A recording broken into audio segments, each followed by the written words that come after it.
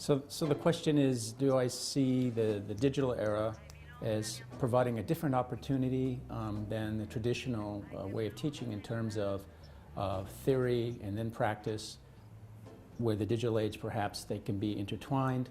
That's an interesting question for me because I teach at California Institute of the Arts, and at Cal Arts, doing first has been a big part of what we learn.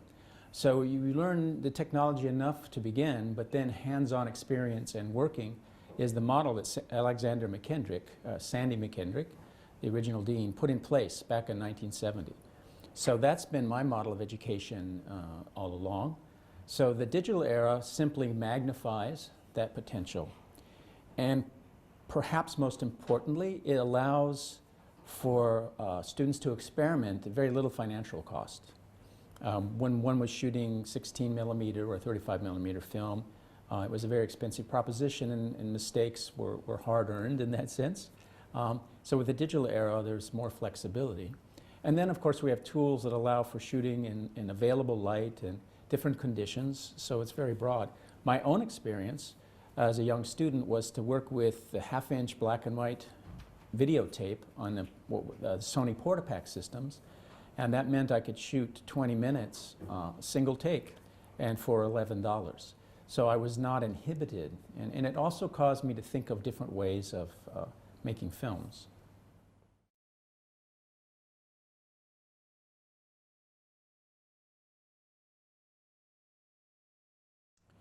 Well, I would say in my case, because I approached filmmaking from from the fine art, because I was in an art school when I was a student at Cal Arts the very first years, from 1970 to 75. So I was accepted in both the film school and in the fine art school, the art school, which, you know, the tradition came out of painting and escultura, but it was, for me, it was a time of conceptual art, so it was a very interesting period in the history of the teaching of art, particularly at Cal Arts, because there were teachers there who were very much into the ideas more than the work. You know, Marcel Duchamp complained about painters being merely retinal in their approach to work and not conceptual, so that was emphasized. And in my own work, while I really appreciate Duchamp's point of view, my work is very retinal, and it's very much about direct experience and essential experience, maybe akin to musical experience in terms of emotion, without text, without that kind of ideation. But that's a very idiosyncratic approach to working. It's a very small niche of what people do. So my own experience was probably kind of a continuum. And when I worked professionally, I was doing other kinds of work for people because I had technical skills to do that. But in my own work, it definitely matured and was driven through personal practice. And then when I came to teach, I had access to means of production for higher end equipment, and that allowed me to liberate the way I was able to work. So that I would say that in my case, what I learned in school and then continued forward was the most value to me.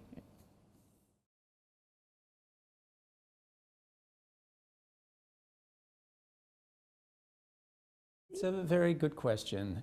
I think that the technology of virtual reality, those techniques, are much like you think of photography. The development of photography allowed people to capture images and manipulate images in different ways. And there were people who came out of a formal art history background. In fact, much of the early work mimicked painting. You know, there's a meme that every art form tends to fall back on what came before it and then discover its new thing. And of course, the art form doesn't discover it, it's the artist doing it. But for me, virtual reality is an extension of whatever it is I want to do. And in my own case, my work with abstract animation using video tools and switchers and video synthesizers, being able to perform in real time the way you might perform a musical instrument, led itself to sort of directly into working with virtual reality. Yeah, for me, the definition of virtual reality is a bit broad and contentious. There was an alternative term that Myron Kruger came up with, which was artificial reality. But in the end, Jaron Lanier's term, virtual reality, tended to win out. So it can be many things. What Myron would argue was that what's important in both cases is immersion. So for the spectator to be immersed in what they're doing, having this sense of being in the world, his sense was that it was a psychological immersion. So he was content to work with a flat screen and projections that were interactive, so that the spectator was interacting with what was on the screen in some way. Psychologically, they were in that space, in the world. I personally prefer to wear the goggles, which was how Jaron Lanier began, and some sort of instrumented appendages, whether they're gloves or a bodysuit or something. And what's important to me is that my point of view is liberated and not locked to a proscenium screen or some kind of window, but you're surrounded by the image. Let me back up a minute. If you think of the will to produce sound, you can use your voice, and you can sing, and you can have all kinds of music, and you need no technology. You just use your body and sing. Or you could create a technology, and you could build a shennai, or an oboe, or a harpsichord, or a zither, you know, any range of instruments, allow you to extend your will to produce sound beyond what you can do with your voice. Well, if you think of the will to movement, or kind of kinesthetic motion, using your body and dancing and gestures, you can do that with no instrumentation and dance, or you can extend your corporal being, your body, into gestures that are extended to an instrument, which is what I'm trying to do with this project. So it kind of comes back to that in terms of where it sits. Seated more in the world of fine art or in the world of fine music. It could be popular art, popular music, but it fits more in the realm, that realm, than in the theatrical realm or in the realm of literature. So it's a kind of a visual poetry, and I don't see it in a large commercial sense or in the same way that cinema affects us. It's really a marginalized practice that's quite specialized, that lives in its own space, whereas the cinema that we know of theatrical cinema or documentary cinema, both occupy very important places and have, and those mainstream places do have economic power. What I'm seeing this work, I don't see this work as having economic potential. Who knows, perhaps it could.